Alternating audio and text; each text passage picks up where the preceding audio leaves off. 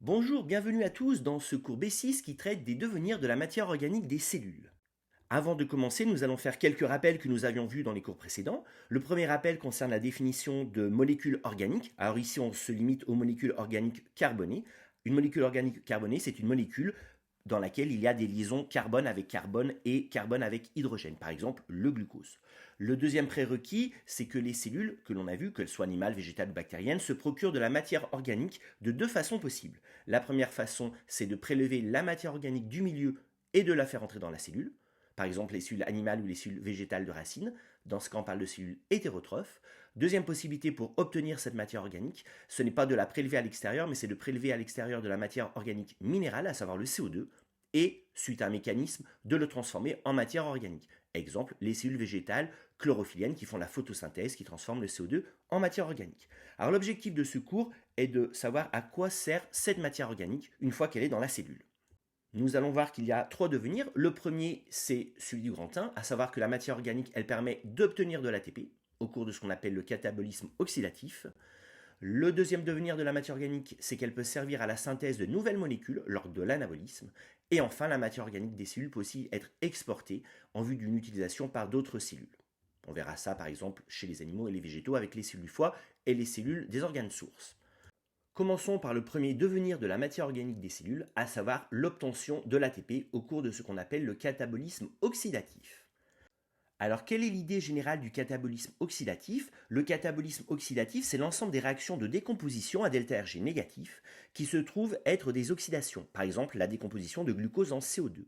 Ces réactions de décomposition vont permettre par couplage énergétique de synthétiser de l'ATP, ce qui est endergonique. Les deux modalités d'obtention de l'ATP qu'on avait vues dans le cours B5 sont concernées, à savoir la transphosphorylation et la phosphorylation oxydative. Dans ce catabolisme oxydatif, en fait, il y a deux voies. C'est notre grand A et notre grand B. La première voie, la plus importante, c'est la respiration cellulaire. Elle permet d'obtenir une grande quantité d'ATP. Alors, qu'est-ce que la respiration cellulaire? Là, on a la définition visuelle. La respiration cellulaire, il y a trois critères qui la définissent. Le premier critère, c'est que la respiration cellulaire est une oxydation complète de matière organique, par exemple glucose, c'est un exemple, ce qui permet la formation d'ATP. Alors complète, ça veut dire quoi? Ça veut dire qu'à la fin, on aboutit à un composé minéral qui ne peut plus être oxydé, qui s'appelle le CO2. Deuxième critère, cette synthèse d'ATP, elle fait intervenir des mécanismes, et notamment une chaîne respiratoire. Ça, c'est le deuxième critère. Et le troisième critère, c'est que l'accepteur final des électrons suite à cette oxydation, c'est une molécule minérale exogène. Par exemple, mais c'est qu'un exemple, ça peut être O2, qui du coup est réduit en H2O dans le cas d'une respiration particulière qui s'appelle la respiration aérobie, qui est celle que l'on va traiter parce que c'est celle qui concerne les cellules eucaryotes. Petite remarque sur la notion de chaîne respiratoire qui intervient en tant que deuxième critère pour définir la respiration. Alors qu'est-ce qu'une chaîne respiratoire? Là j'ai repris les schémas précédents. Une chaîne respiratoire c'est une séquence de transporteurs d'électrons de potentiel redox E croissant. Ça veut dire que là j'ai des molécules qui vont donner électrons, qui vont le donner à lui, qui vont le donner à machin, qui vont le donner à la fin à B, et que tout ça, ça se fait d'une façon hexergonique. Ça veut dire que ça libère de l'énergie. Ça, c'est sur une membrane biologique, par exemple membrane interne de la mitochondrie, et ça permet de générer, c'est ce qu'on voit ici, un gradient de potentiel électrochimique de H+, par couplage chimiosmotique. Ça, c'est la définition d'une chaîne respiratoire. Alors maintenant qu'on a fait ça, qu'on a défini la respiration, allons dans le concret. Comment se déroule la respiration? Alors il faut avoir une vue générale pour ceci. La respiration, ça se déroule en trois étapes. La première étape, la matière organique, qui est ici, elle est oxydée en acétylcoenzymat. Ça, c'est la première étape. Ça va générer ou pas de l'ATP. Et cette oxydation va de toute façon générer des électrons qui ne sont pas nus, qui sont récupérés par des coenzymes. On verra ça plus tard. Deuxième étape de la respiration, c'est ce qu'on appelle le cycle de Krebs, où l'acétylcoenzymat, il est oxydé définitivement en CO2. Ce cycle de Krebs permet d'obtenir de l'ATP et d'obtenir des électrons. Et la troisième étape, tous les électrons qui proviennent d'ici et d'ici, finalement, sont donnés à la chaîne respiratoire et par la phosphorylation oxydative, ça va permettre d'obtenir de l'ATP. Ça, c'est la vue générale de la respiration cellulaire. On se limite au cas des eucaryotes ici, on voit bien dans une cellule qui a une mitochondrie. Cette cellule peut être animale ou végétale, pas de problème. Les végétaux font bien sûr la respiration. Voyons voir maintenant les trois étapes de la respiration. Alors, lors de la première étape de la respiration, on a dit que la matière organique, le substrat, il est oxydé en acétylcoenzymat. Alors ceci, ça peut se faire selon plein de voies. Par exemple, la voie des glucides, c'est celle-ci. vous avez vu, oxydation jusqu'à acétylcoenzymat. La voie des lipides, c'est celle qui est ici, jusqu'à l'acétylcoenzymat.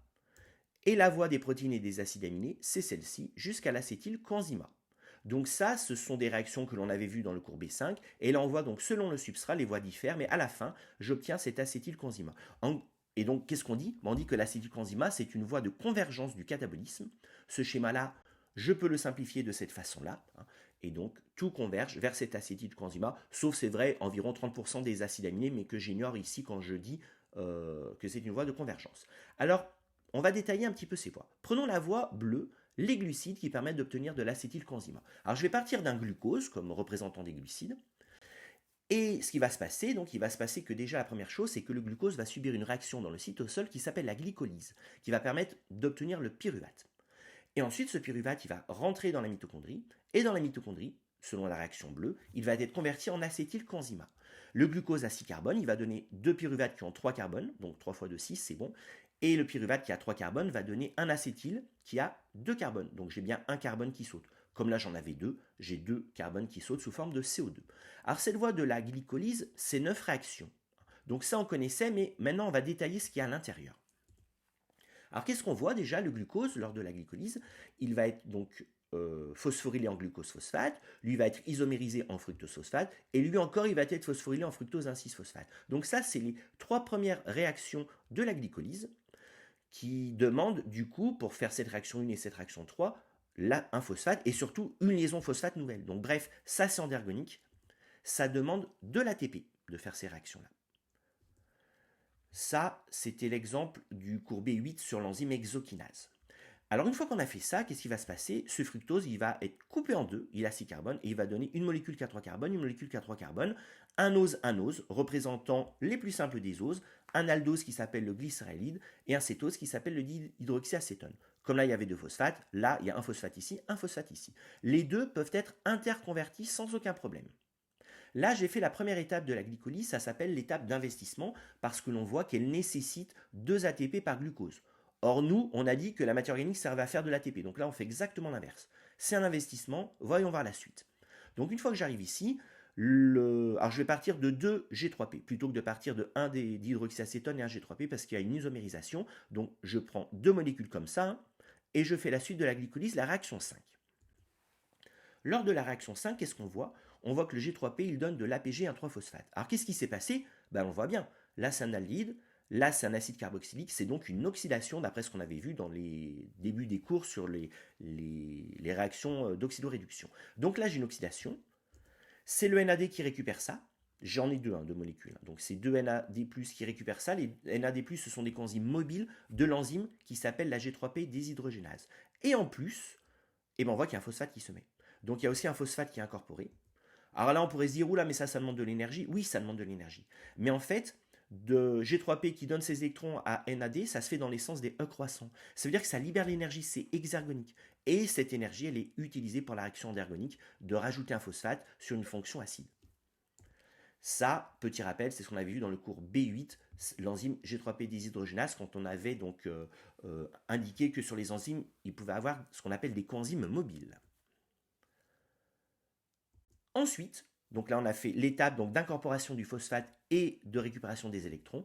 Et ensuite, troisième étape de la glycolyse, c'est celle-ci. Donc l'APG 1,3-phosphate, un phosphate va lui être enlevé, ça va libérer de l'énergie, utilisée pour synthétiser de l'ATP par transphosphorylation.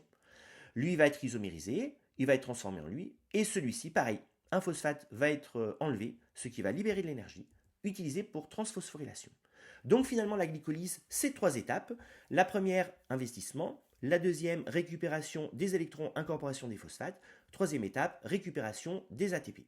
Le bilan général, c'est donc à partir d'un glucose, j'ai fait donc 2 ATP, j'en ai obtenu 4 mais j'en ai investi 2, donc j'ai un bilan de plus 2, et j'ai récupéré 4 électrons avec les 2 NAD+, qui ont récupéré et qui ont donné 2 NADH+. Alors quand nous on est en col ou en DS et qu'on veut simplifier les choses, on peut représenter ça de la façon suivante. Phase d'investissement, phase de synthèse d'incorporation, phase de régénération, les ATP, les NADH+. Alors là, on a fait la glycolyse à partir du glucose. C'est un cas particulier. Si jamais on mange des bonbons, on aura par exemple du saccharose et on aura du fructose à la place du glucose. Ou des fois, si je prends du lactose, j'aurai du galactose, ou même des fois du saccharose qui me donnera du fructose. Bref, dans ce cas, c'est pas grave du tout. Je peux tout brancher là-dessus.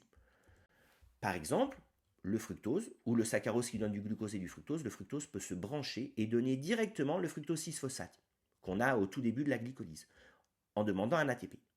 Le bilan est le même, puisque à partir du glucose, je demandais un ATP, il est là le glucose. À la partie du fructose, je demande aussi un ATP ici, c'est le même bilan. À partir du mannose, c'est pareil, à partir de tout ça, c'est pareil. Alors quand je parle du glycogène ou de l'amidon, petite différence, c'est que le glycogène ou l'amidon, ils sont coupés en glucose-phosphate directement. Donc ils se branchent ici et la glycolyse se fait. J'ai pas la première réaction d'investissement. Donc en ATP, j'en aurai 3 par unité glucose d'amidon de glycogène. Et quand je pars du glycérol, le glycérol qui est issu par exemple de l'hydrolyse des triglycérides, donc là je suis dans la partie rouge des lipides de mon grand panorama, le glycérol, sa formule elle est très très proche du DHAP. On voit bien, lui c'est un alcool et lui c'est le cétone. Donc là, je peux effectivement le transformer, ils ont les 3 carbones, on va voir leur formule juste après. Donc ça, je peux le faire, c'est donc une oxydation, alcool vers cétone. NAD récupère ça, et par contre, c'est vrai que ça demande de l'énergie pour incorporer le phosphate qui est là-dedans. À savoir que la photosynthèse, elle génère du G3P, il peut se brancher directement ici. Alors le G3P, il vient du chloroplaste, mais il peut ensuite sortir, passer donc dans le cytosol, puis rentrer ici et vivre sa vie jusqu'à faire la glycolyse, et puis etc., etc. Alors je vais un petit peu zoomer sur les deux réactions qui sont ici et ici. Je parlais donc du glycogène ou de l'amidon. Donc je parlais de la glycogène phosphorylase par exemple qui me donne directement celui-là, d'où le bilan avec un ATP de plus. Et je parlais aussi du glycérol issu des triglycérides, où là donc on voit bien l'oxydation à cet endroit-là. Et ça se branche ici. Alors quel est le bilan? Là j'avais 2 ATP investis, je ne les ai plus. Par contre j'ai 2 ATP investis ici. N'oublions pas que là j'ai 2 molécules. Il me faut 6 carbones pour que ce soit comparable. Donc en ATP le bilan ne change pas. Par contre en NADH+, le bilan il change à fond. Puisque j'ai 4 NADH+, j'en ai un de la réaction 5, enfin j'en ai 2 puisque je double, c'est par réaction, et là je double parce que je veux comparer avec le glucose, donc là j'ai un et un autre qui se fait pour me donner 2 molécules à 3 carbones. Alors cette glycolyse, on peut noter qu'elle est contrôlée. Donc il y a des enzymes, notamment les enzymes allostériques des réactions 3 et 9, et l'enzyme michaélienne de la réaction 1, où il y a un contrôle.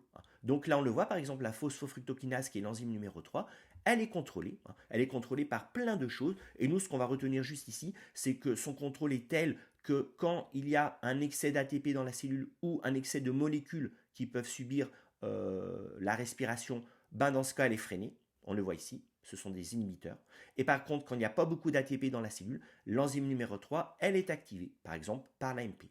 Donc c'est une enzyme allostérique. On voit ses activateurs et ses inhibiteurs ici.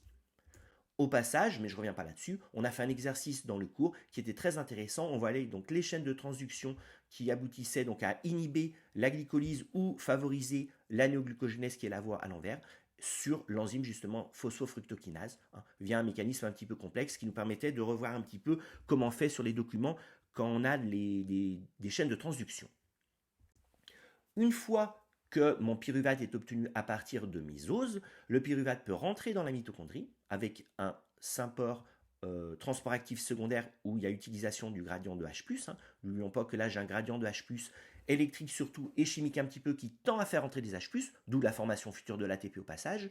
Le pyruvate qui est ici, ou l'acide pyruvique, peu importe, et lui, on voit un COO s'en va et l'acétyl qui est ici est greffé sur un coenzyme de l'enzyme qui est la pyruvate déshydrogénase qui fait tout le travail ici, et le coenzyme récupère le CH3CO. En faisant ceci, c'est une oxydation. On le voit là, le C, il est lié à un C et un O, et là le C, il est lié à un O et un S. Le S, c'est comme un O. Donc, d'après le nombre d'oxydations, c'est une oxydation. Les électrons sont récupérés par NADH+. Par 2 pyruvates, par glucose, j'ai 2 pyruvates, j'obtiens donc 2 NADH+, par cette réaction-là. Petit rappel ici, mais je passe très vite sur les coenzymes en question. Donc NAD, c'est un coenzyme qui est de la famille des dinucléotides, et le coenzyme A, sous sa forme HS ou sous sa forme greffée à un acétyl, est un coenzyme mobile de l'enzyme que l'on vient de voir, pyruvate déshydrogénase, qui est de la famille des nucléotides.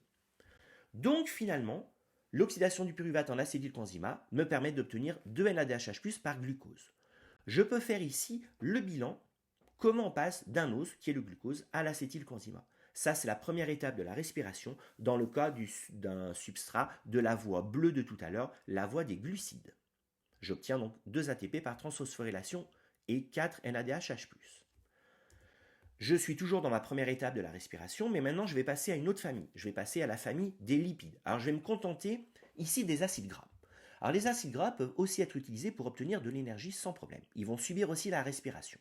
Lors de la première étape, les acides gras sont, on l'a dit, transformés en acétylcoenzymat.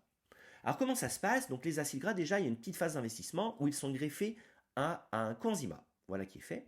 Ensuite, ils rentrent dans la matrice mitochondriale et là, ils vont subir donc une succession de cycles qu'on appelle la bêta-oxydation. L'idée générale de la bêta-oxydation, c'est que mes acides gras, donc là je vais en prendre un par exemple qui a 8 carbones, 1, 2, 3, 4, 5, 6, 7, 8 ici, et la bêta-oxydation lors des cycles, ils vont être coupés tous les 2 carbones. Donc, une coupure ici, j'obtiens donc CH3C, donc acétyl quoi, un acétylcoenzymat, c'est lui que j'obtiens. Puis ensuite, je coupe ici, je vais obtenir un autre acétylcoenzymat, je coupe ici, je vais obtenir un autre acétylcoenzymat, et le dernier, c'est ce qui est obtenu ici, ici et ici. Et chaque fois qu'on fait ça, c'est une oxydation. Il y a donc des électrons qui sont donnés à des coenzymes mobiles qui s'appellent NAD et NAD+. Ça se passe dans la matrice mitochondriale. Alors voyons voir ce qui se passe au cours d'un cycle comme ça. Comment je fais pour couper ici et récupérer un acétylcoenzymat. Le cycle, il est ici. Alors j'ai représenté un acide gras avec 2 carbones de couleur, 2 carbones et 2 carbones. Je prends un acide gras qui a un nombre pair de carbones. S'il y a un carbone en plus, s'il est impair, il y a une autre réaction mais que je n'ai pas envie de détailler. Alors je prends cet exemple-là et donc moi je vais voir ce que je veux faire pour voir ensuite que c'est logique. Moi ce que je veux faire c'est couper ici pour obtenir ça et mettre un coenzyme à cet endroit-là pour obtenir ceci. Pour ensuite refaire la même chose et couper entre le rouge et le vert. Donc moi je pars d'ici et je vais obtenir ça plus ça. Et donc là c'est très très simple. C'est comme vous le verrez en chimie organique. Comment je vais faire? Là sur ce carbone il faut que je mette un O. Pour mettre un O le plus simple c'est de mettre H2O.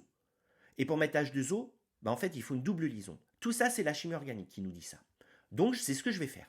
Donc la première chose c'est qu'il y a une réaction qui se fait ici où je vais mettre une double liaison à cet endroit-là. C'est cette première réaction. Voilà qui est fait. Cette réaction est une oxydation, puisque là les carbones sont liés donc à des C au lieu d'être liés à des H. J'ai des H qui partent sous forme d'électrons et de H+. Ça, c'est récupéré par FAD. Plus 2 électrons qui donnent FADH2. Ensuite, H2O va venir se mettre, donc c'est une hydratation, de telle sorte que là je mette un O ici. Voilà qui est fait là. Ça, c'est une réaction d'hydratation. Ensuite, moi je veux un CO. Donc cette fonction alcool, il va falloir l'oxyder en fonction cétone. Donc là, il y a une oxydation.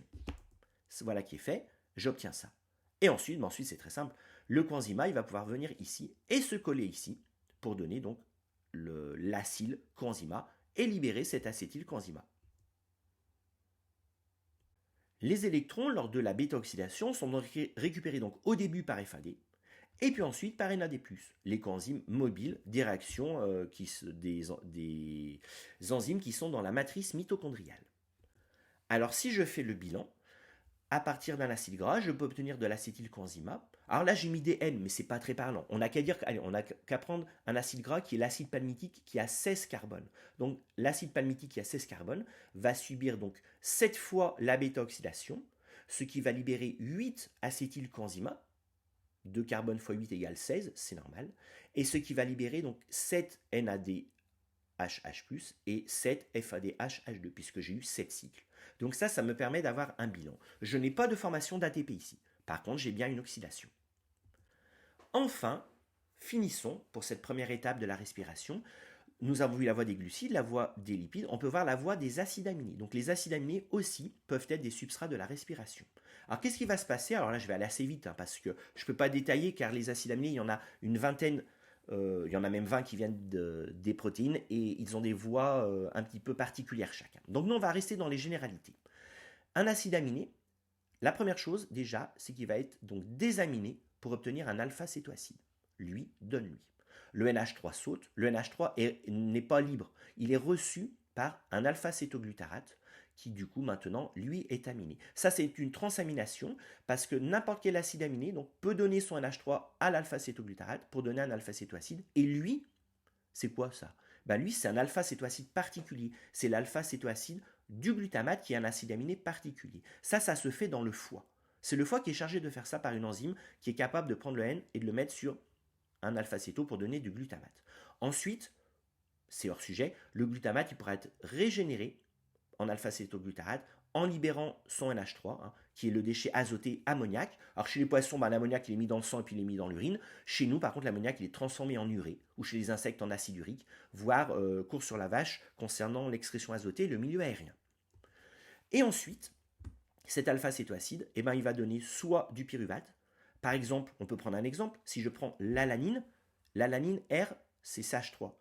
Et dans ce cas, l'alanine, son alpha-cétoacide, c'est directement le pyruvate. C'est vraiment le plus simple. Et le pyruvate donnera l'acétylcoenzyma. Il y en a 30% qui vont donner directement l'acétylcoenzyma. Et il y en a 30% qui vont donner autre chose, qui vont se brancher sur le cycle de Krebs. Donc voilà pour la première étape de la respiration.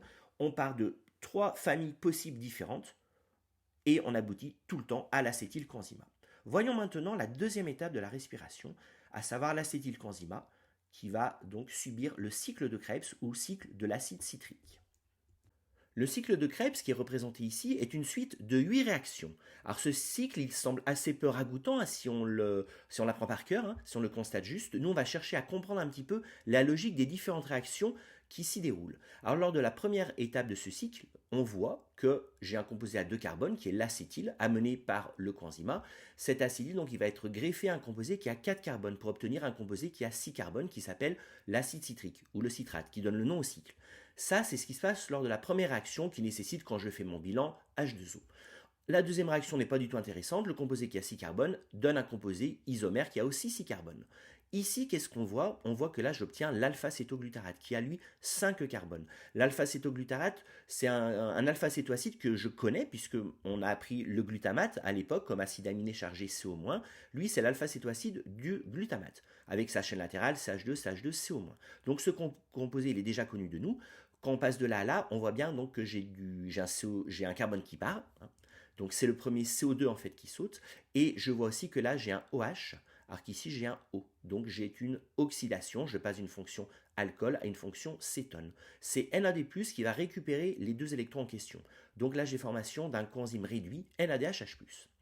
Ensuite, quand je passe de l'alpha-cétoglutarate au succinylcoenzyma, je compte les carbones. Là, j'en ai 1, 2, 3, 4. Là, j'en ai 5. Donc, j'ai départ d'un carbone. C'est mon deuxième CO2, en fait, qui va sortir à ce niveau-là.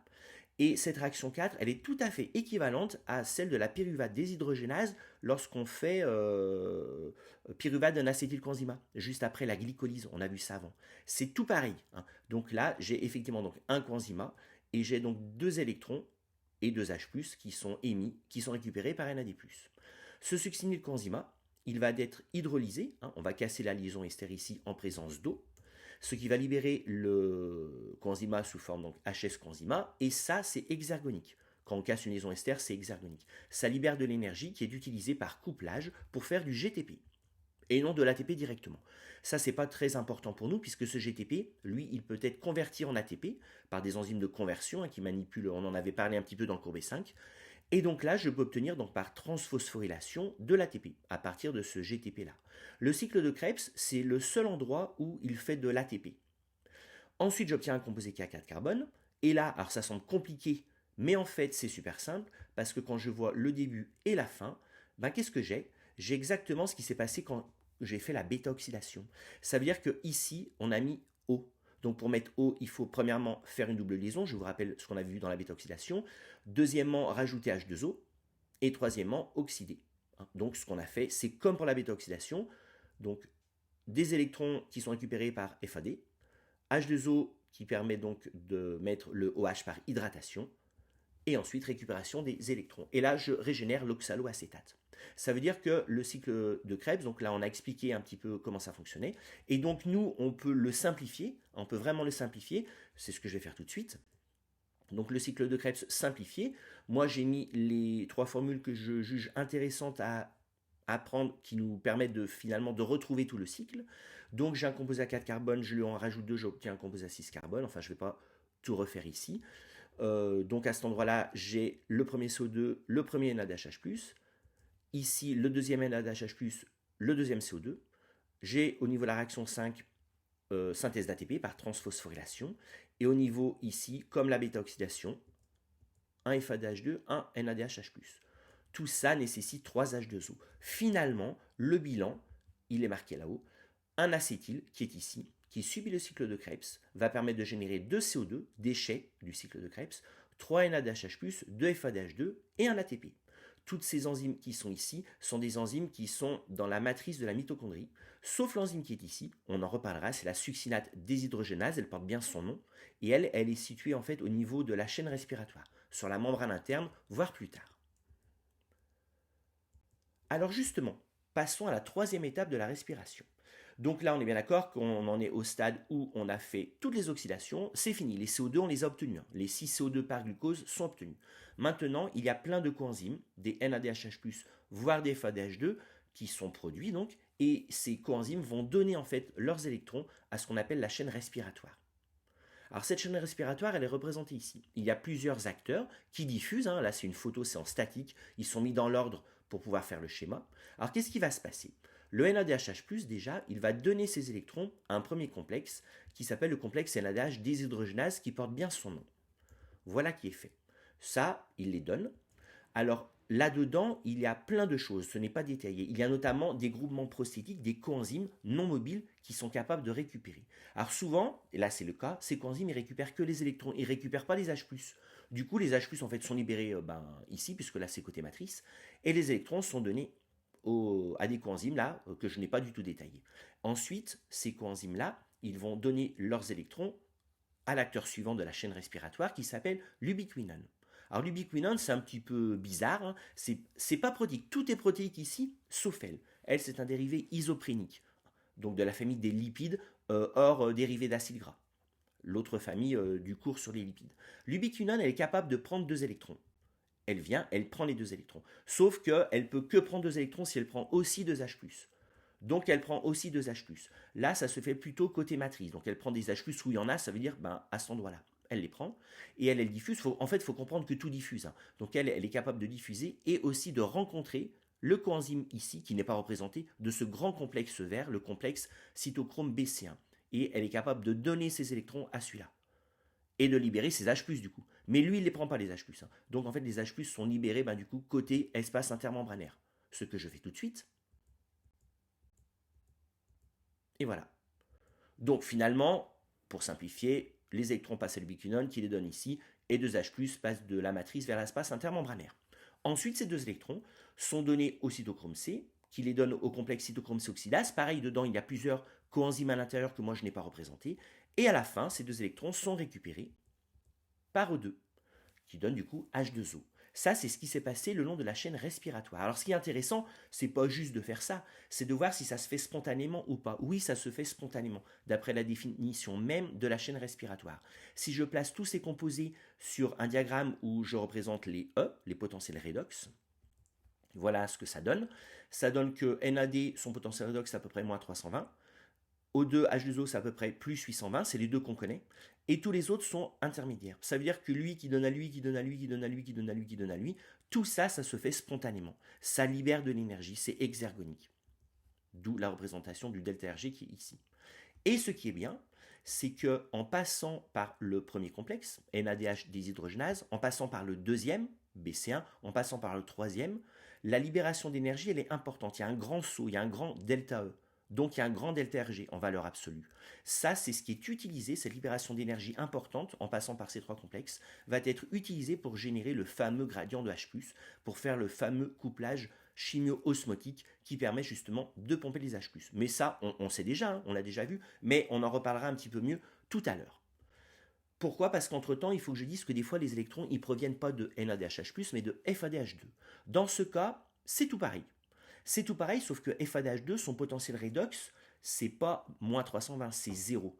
Il ne peut pas les donner au complexe NADH déshydrogénase, ce serait endergonique. Donc il les donne à un autre complexe, qui est celui-ci, qui s'appelle succinate déshydrogénase, et lui, il est capable de les donner ensuite à l'ubiquinone, etc., etc. Et donc, à cet endroit-là, alors, d'ailleurs, même avant de parler de ceci, là, c'est un peu bizarre ce que j'ai mis ici. Qu'est-ce qui se passe? Les FADH2 qui viennent de la bêta-oxydation sont donnés à ce complexe 1-FAD, qui est un groupement ici non mobile de cette grosse enzyme. Ok. Mais quand on avait fait par exemple le cycle de Krebs, les FAD, H2 dont on avait parlé, en fait c'était ceux qui étaient là. En fait la réaction qu'elle fait, c'est succinate d'un fumarate, si vous en souvenez bien, la réaction 6 du cycle de Krebs. Et donc cette réaction du cycle de Krebs, en fait se fait au niveau d'une enzyme qui est donc située sur la membrane au niveau de la chaîne respiratoire, et les FADH2 du bilan du cycle de Krebs, ce sont les FADH2 qui sont ici, qui à la fin vont les donner à l'ubiquinone. Tout se passe comme si c'était des FADH2 de la matrice, ça ne change rien d'un point de vue énergétique. Alors justement, d'un point de vue énergétique, donc c'est comme tout à l'heure, sauf qu'au début ici, je commence direct vers 0. Donc je n'ai pas un grand saut, je n'ai pas une grosse portion exergonique au début qui me permettrait de pomper des H+. Bah c'est pas grave, hein, les H+, sont quand même pompés ici, quand même pompés ici. Mais on dira que FADH2, il permet donc de pomper moins de H+, que NADHH+, puisque le premier complexe n'existe pas. Alors justement, voyons un petit peu l'énergétique. Donc NADHH+, qui donne ses électrons à O2, je peux calculer le delta Rg associé. C'est NF delta E, le delta E c'est entre moins 0,32 et 0,82, ça fait 1,14, je multiplie tout ça, ça libère moins 220 kJ par mol. FADH2 par contre, je pars de 0, donc je vais libérer moins. On va libérer 160 kJ par mol. Juste une petite remarque, quand on voit ce schéma, tout est statique. Il faut bien comprendre qu'en fait, tout bouge. Tout bouge de telle sorte que lui puisse rencontrer celui-là, et puis rencontrer celui-là, etc., etc. Donc, grande importance de la mobilité latérale, de la fluidité membranaire, comme on avait pu l'illustrer d'ailleurs avec cet exemple dans le cours sur les membranes biologiques. Autre chose, on pourrait penser que lui, là, ses électrons, s'il rencontre le rouge, il peut les donner directement en rouge. Non, ça, ce n'est pas possible. Alors, théoriquement, c'est possible, puisque ce serait à fond exergonique. Mais en fait, non. Il faut quand même une complémentarité au niveau des sites actifs pour que lui, il puisse les donner. Et donc là, en fait, c'est pas au bon endroit. Lui, en fait, il donne à cet endroit-là, alors que lui, il récupère, je simplifie, à cet endroit-là. Donc même s'ils se rencontrent, ils ne peuvent pas se donner les électrons. Il n'y a pas de court-circuit possible lors du transfert spontané des électrons, en fait. Alors revenons où on en est. Donc nous là, on va prouver justement expérimentalement pour une fois que ce transfert d'électrons le long de la chaîne respiratoire, c'est ça qui permet de créer le gradient de H+, comme on a indiqué. Alors avant, petit prérequis, au niveau d'une membrane interne de mitochondrie, il y a donc une différence de potentiel chimique, il y a une différence de potentiel électrique. Effectivement, les H+, la pH 7, la pH 8, et puis là, moins 160 mV côté matrice, côté moins. Alors quand on calcule les delta mu associés, je le fais tout de suite, donc j'ai un gradient chimique qui tend à faire passer les H+, vers la matrice, j'ai un gradient électrique qui tend à faire passer les H+, vers la matrice, les deux s'ajoutent, et par contre le plus important, c'est bien celui-là, là 160 c'est gros, par rapport à un delta de concentration de 10 uniquement. Là, c'est juste un ln de 10 que j'ai ici, donc c'est petit. Donc en fait, l'immense force, c'est une force électrique, c'est pas une force chimique au niveau de la mitochondrie. Donc il y a un gradient, et nous on va montrer que quand les électrons y passent dans la chaîne respiratoire, les H+ sont pompés côté extérieur, côté espace intermembranaire. Donc c'est actif, d'où le couplage en question. Alors comment on fait ça? On a une expérience toute simple qui consiste à prendre des mitochondries, à leur donner du NADHH+, à saturation, ou l'équivalent. Ces mitochondries, on les met dans le milieu. Je vous rappelle qu'au niveau de la membrane externe des mitochondries, il y a des porines, donc le milieu ici communique avec l'espace intermembranaire par les porines, et on ne met pas d'O2. Et on mesure le pH du milieu. Là, le pH du milieu, c'est 0. Enfin, c'est pas 0, pardon. Là, on mesure des concentrations en H+. Ça revient au même que le pH.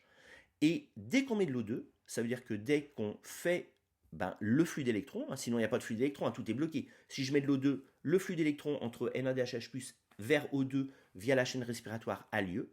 Et ce que j'observe, c'est quoi? C'est une augmentation de la quantité de H+, donc dans le milieu. Qu'est-ce qui s'est passé? Quand la chaîne respiratoire a fonctionné, des H+ ont été expulsés de la matrice, du cœur de la mitochondrie, vers l'extérieur, vers l'espace intermembranaire qui communique avec le milieu. Donc là, je mets en évidence le couplage, en fait, chimio-chimique entre le flux d'électrons exergoniques de NADHH+ vers O2 et le pompage de H+, qui est endergonique. Alors effectivement, comment ça se passe? On l'a abordé juste précédemment, je le montre ici. Donc ce que l'on a, c'est des électrons qui vont de NADHH+ vers O2. Ça se fait spontanément. Et il y a certains endroits, ici, ici et ici, à savoir ici, ici et ici, où il y a une grande libération d'énergie, et ça c'est utilisé pour pomper les H+.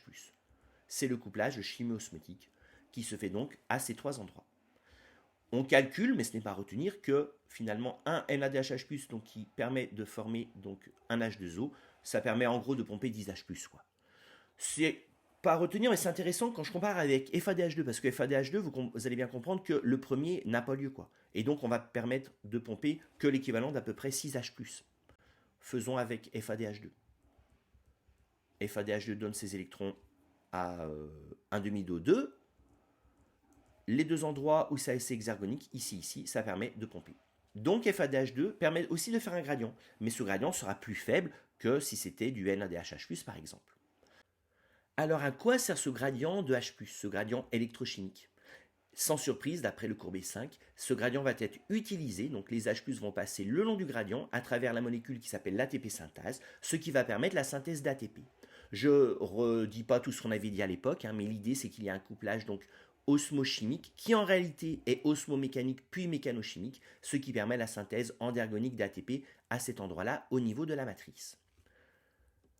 Si on récapitule, on peut proposer ce schéma-là qui montre ce qu'est la troisième étape de la respiration d'un point de vue simplifié, mais donc qui permet d'avoir une vue générale. Donc l'idée, c'est que tous les électrons qui ont été obtenus lors de l'étape 1 et lors de l'étape 2, électrons portés par ces coenzymes-là, sont donnés à la chaîne respiratoire qui est ici, et ces électrons vont à terme aller jusqu'à O2, ce qui va libérer de l'énergie. On le voit très bien ici. En libérant cette énergie, donc il y a utilisation pour pomper des H+ contre leur gradient électrochimique. C'est le couplage chimio-osmotique. Et ces H+, ensuite, vont pouvoir ressortir par les ATP synthase, ce qui va libérer l'énergie qui va être utilisée par couplage osmochimique, du coup, pour faire de l'ATP. Donc ça, c'est la vue générale de la troisième étape de la respiration. En termes de bilan, on peut montrer que, c'était l'objectif de l'exercice du cours, que 1 NADH+, ça permet de faire à peu près 2,5 ATP. Et 1 FADH2, ça permet de faire à peu près 1,5 ATP. À peu près parce que ça dépend en fait, ça dépend du gradient, ça dépend du nombre de sous-unités qu'il y a dans l'ATP synthase. Donc des fois, selon les livres, on peut trouver des valeurs différentes, peu importe. On peut faire ici le bilan sur la respiration. Donc la respiration, on le voit ici. Première étape de la respiration, des substrats différents, des voies différentes jusqu'à l'acétylcoenzyma. Deuxième étape de la respiration, oxydation totale de l'acétylcoenzyma. Quand je fais l'étape 1, quand je fais l'étape 2, j'obtiens des coenzymes réduits. Étape 3, tous ces coenzymes réduits donnent ça à la chaîne respiratoire. Il se passe ce qu'on appelle la phosphorylation oxydative, qui permet justement la formation d'ATP par phosphorylation oxydative. Ici et ici, il y a aussi formation d'ATP, mais très peu. Ça se fait par transphosphorylation. Tout cet ATP qui est formé ici et un petit peu ici est distribué dans la cellule. La mitochondrie ne garde pas l'ATP pour elle, contrairement au chloroplastes lors de la photosynthèse par exemple. Petite remarque sur ce sujet, là j'ai fait une mitochondrie, donc là je me suis limité à le cas d'une cellule eucaryote. La respiration peut avoir lieu dans les cellules prokaryotes, on l'avait dit au début. Dans ce cas, tout ce qui est ici est sur la membrane plasmique de la bactérie en question. Deuxième petite remarque, chez certaines bactéries, il se peut que l'accepteur d'électrons final là ne soit pas O2, soit autre chose, par exemple CO2 ou par exemple NO3-. Dans ce cas, on parle de respiration parce que la définition elle marche bien, mais on parlera de respiration anaérobie. Par exemple, CO2 donne CH4 ou par exemple NO3- donne NO2-. Ce sont plein d'exemples. On va maintenant, une fois qu'on a fait ça, essayer de compter un petit peu combien d'ATP on obtient par glucose ou par acide gras, style l'acide palmitique. Alors ça, on peut le quantifier. Pour ceci, il suffit de compter tout ce qu'on a dit précédemment. Donc là, je passe, ça c'est le résultat. Et quand on compte un petit peu tous les ATP ou tous les NAD ou tous les FAD, on arrive à la fin à un bilan par glucose d'à peu près 30 à 32 ATP. Alors pourquoi 30 à 32? Pourquoi c'est un chiffre qui n'est pas figé? C'est parce que, comme expliqué dans la petite figure de votre cours, les NADH+ qui proviennent de la glycolyse sont hors mitochondrie. Donc ils vont rentrer dans la mitochondrie et soit ils rentrent sous cette forme, en gros je simplifie, soit en fait ils ne rentrent pas sous cette forme et ils transmettent leurs électrons à FADH2. D'où finalement c'est comme si c'était des FADH2. Donc selon si c'est le premier cas ou le deuxième cas, j'ai ici un petit décalage en ATP, mais qui est vraiment secondaire. Ce tableau en visuel, c'est la même chose que ceci. Par glycolyse, j'obtiens 2 ATP et 2 NADH+. Par l'oxydation du pyruvate, j'obtiens 2 NADH+. Par le cycle de Krebs, j'obtiens donc 3 fois 2. Il faut que je multiplie fois 2, puisque moi je l'avais fait par acétyl. Or, un glucose donne 2 acétyles. J'obtiens donc 1 fois 2 FADH2. J'obtiens par transphosphorylation 2 ATP. Là, c'est ce dont je parlais à l'instant, donc c'est lui ou lui. Et tous les électrons sont transmis à la chaîne, et par phosphorylation oxydative, quand je compte, j'obtiens à peu près 26 à 28 ATP. D'où mes 30 à 32 ATP. Je peux faire la même chose, le même travail, en partant d'un acide gras. Par exemple, quand je pars d'un acide gras, alors je vais prendre un exemple concret, je vais prendre l'acide palmitique qui a 16 carbone, je peux calculer à la fin combien j'ai d'ATP.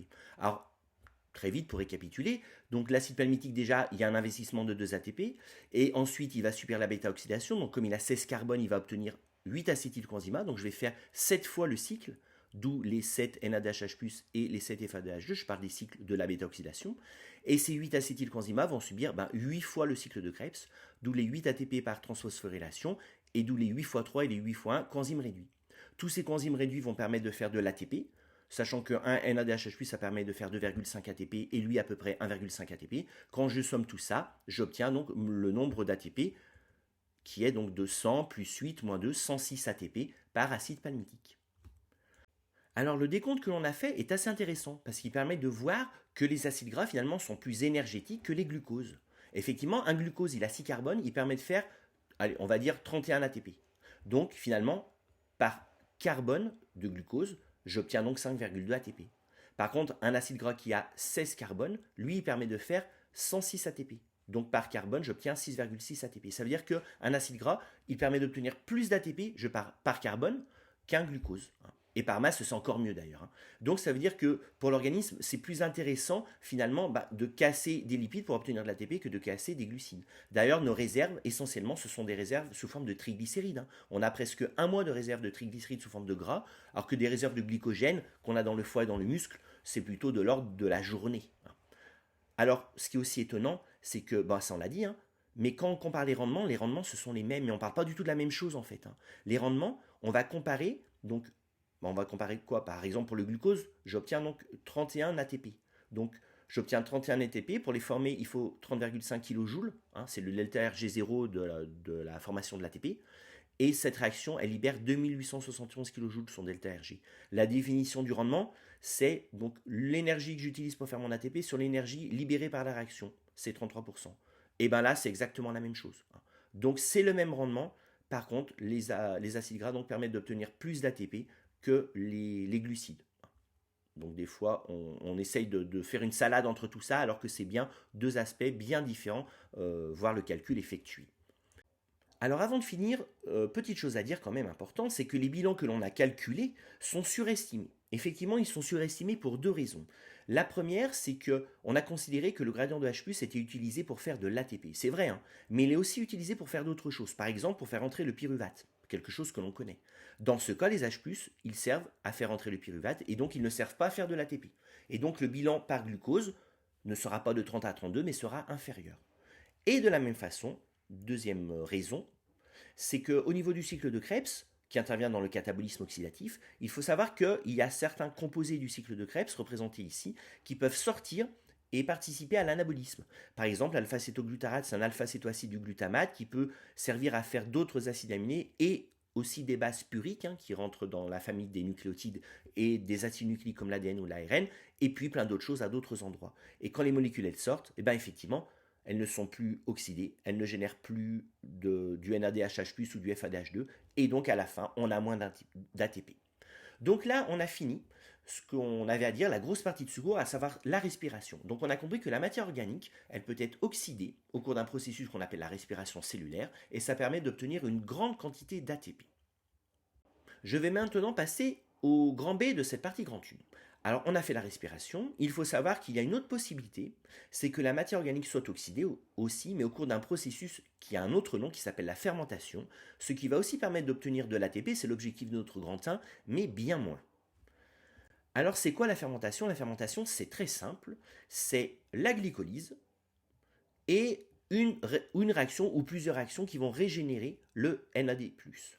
Pourquoi?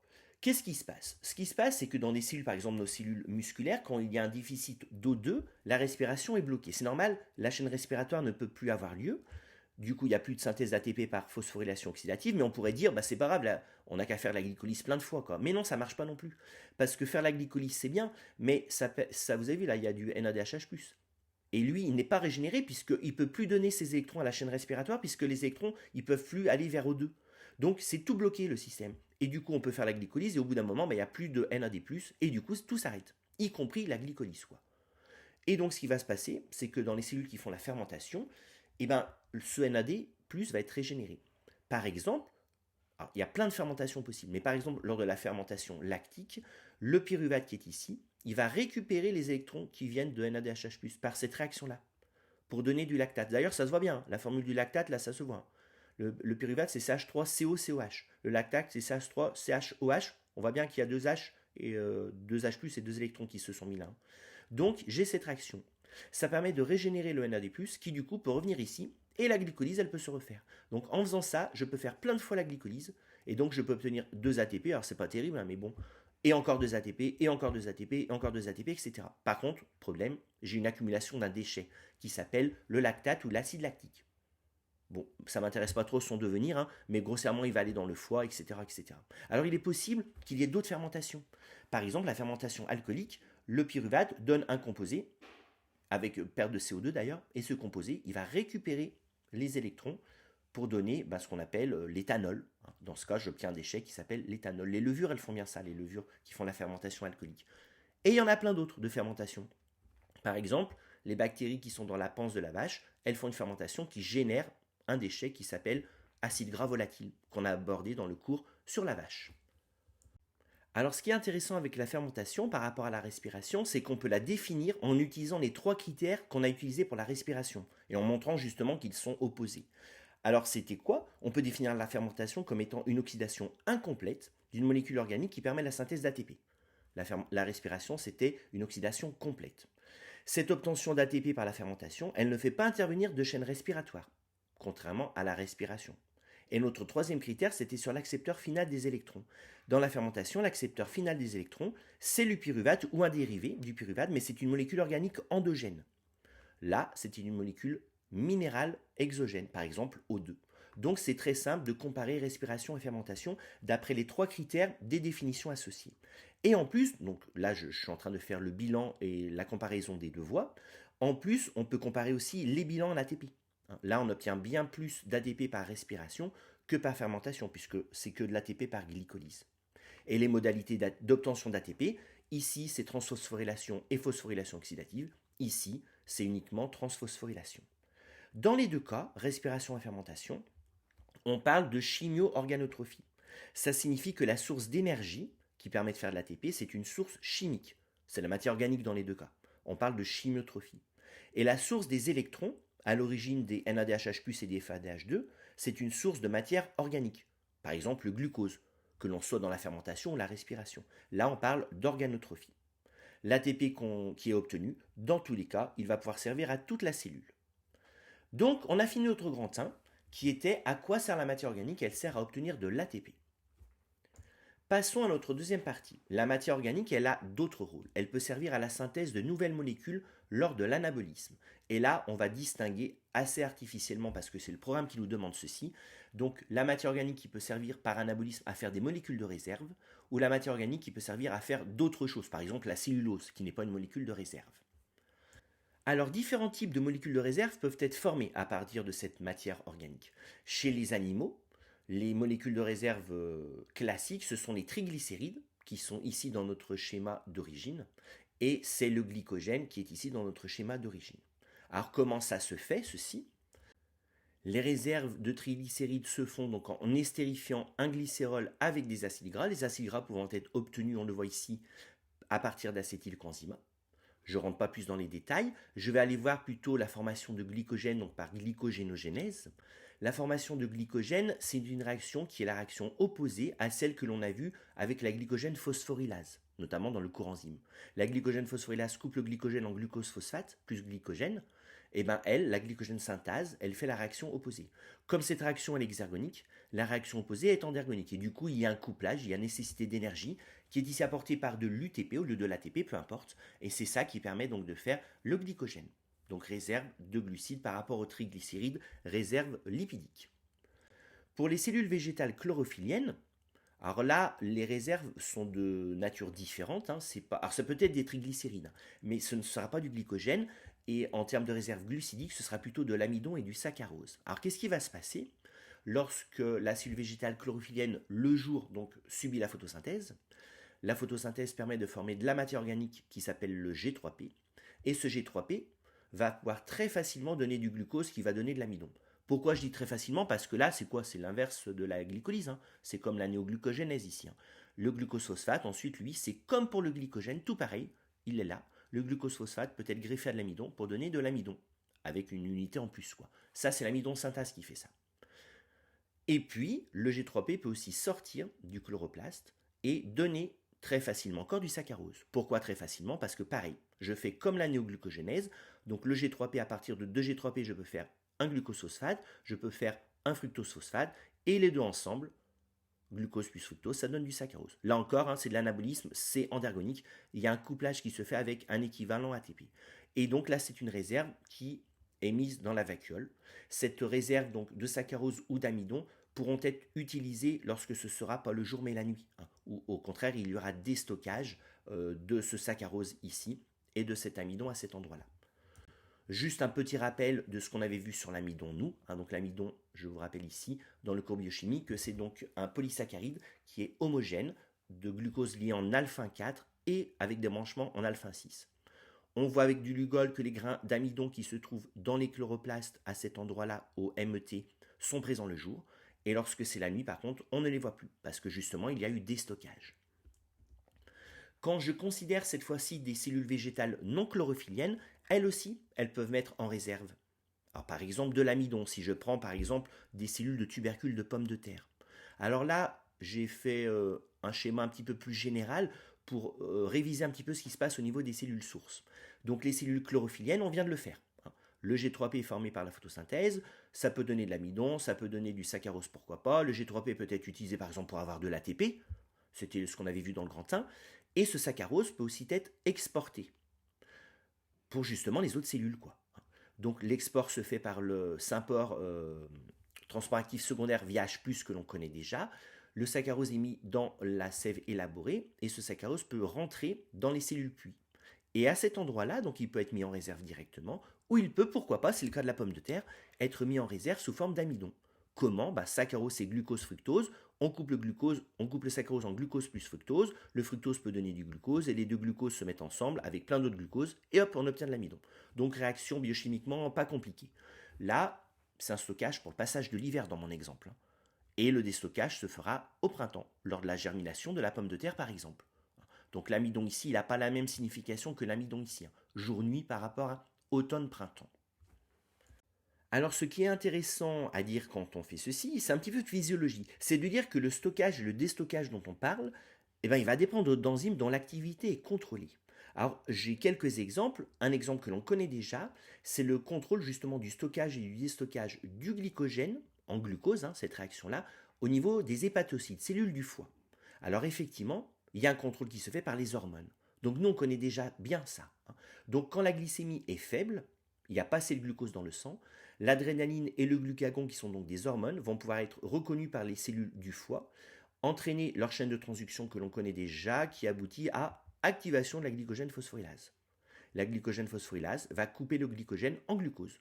Le glucose peut ensuite être mis dans le sang, d'où homéostasie glucidique. Et quand la glycémie est trop forte, là c'est l'insuline qui va entraîner l'inverse. En fait, l'insuline va activer des phosphatases qui vont enlever le phosphate d'une enzyme qu'on ne connaît pas encore, enfin qu'on n'avait pas trop abordé, la glycogène synthase, on l'a juste cité, mais on n'avait pas abordé son contrôle. Donc là, on admet un petit peu et elle favorise au contraire glucose donne glycogène. Donc dans ce cas, le glucose va rentrer et il va être stocké en présence d'insuline. Donc il y a un contrôle par exemple par les hormones. Après, il y a plein d'autres contrôles. Par exemple, la cellule végétale chlorophyllienne, la réaction G3P donne amidon ou amidon donne G3P, selon si on est le jour ou la nuit, c'est un contrôle qui se fait justement selon la lumière, selon si c'est jour ou si c'est nuit. Alors, cette matière organique, on a compris dans ce grand 2, elle sert à faire des molécules de réserve, mais elle sert aussi à faire plein d'autres molécules qui ne sont pas des molécules de réserve. Par exemple, cette matière organique, elle peut servir dans le glucose à faire du ribose qui va permettre de faire des nucléotides, par exemple, qui permettront eux-mêmes de faire plus tard toutes les molécules qu'on avait vues dans le cours G3. Pareil, les acides aminés, par anabolisme, ils peuvent permettre de faire la synthèse par synthèse protéique les protéines. Alors ces deux réactions vertes ici et ici, on les connaît vraiment bien. Hein. C'est les réactions de l'anabolisme qu'on a vues dans G3. Hein, donc on est calé là-dessus.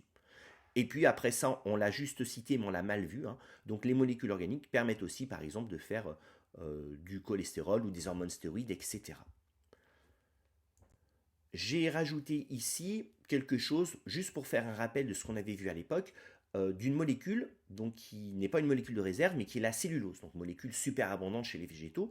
Cette cellulose, elle est aussi fabriquée à partir de matière organique, donc le G3P synthétisé par la photosynthèse, qui a pu entre-temps être transformé en saccharose, pourquoi pas, et bien ces deux peuvent donner du glucose par l'équivalent de la néoglucogénèse, par hydrolyse de la liaison fructose-glucose, et ce glucose peut être donc greffé à d'autres glucoses pour donner la cellulose. Une réaction très très proche de la synthèse de l'amidon. Hein. Alors vu de loin, c'est pas du tout les mêmes liaisons, c'est du β1,4, là c'est pas du alpha-1,4, mais l'idée c'est pareil, l'énergétique c'est pareil. Ça demande de l'énergie, ici ça demande de l'UTP. Finalement, on peut proposer un petit schéma bilan sur ce grand 2. L'idée c'est donc que la matière organique des cellules, représentée ici en vert bleu, hein, la matière organique donc qui est récupérée à partir du sang, qui est récupérée à partir de la photosynthèse, qui est récupérée à partir de la sève élaborée, peu importe, cette matière organique, elle peut servir à faire plein de choses. Toutes les voies anaboliques qui sont représentées ici, que ce soit des réserves ou que ce soit autre chose que des réserves, par exemple la cellulose. Donc tout ça, c'était notre partie grand 2, deuxième rôle de la matière organique. Elle sert à faire des molécules de réserve ou autre chose. Enfin, troisième et dernière partie, la matière organique des cellules, elle peut être exportée en vue de son utilisation par d'autres cellules de l'organisme. Alors là, ça va être assez rapide, on va juste prendre deux exemples, un exemple chez les animaux, un exemple chez les végétaux. Alors chez les animaux, effectivement, la matière organique, par exemple le glucose, fait à partir du glycogène, peut être exportée en direction du sang, hein, ce qui permet l'homostasie glucidique. C'est ce qu'on avait suggéré quand on faisait le glucose ici, qui peut être sortir et aller vers les autres cellules, par exemple les cellules du cerveau. Au niveau des végétaux, c'est pareil. On peut raisonner sur le saccharose, on l'a déjà fait tout à l'heure. Par exemple, les cellules sources, elles sont capables d'exporter du saccharose, comme le foie, hein, c'est le même principe, hein, du saccharose qui va être reçu par les autres cellules qui sont des cellules puits.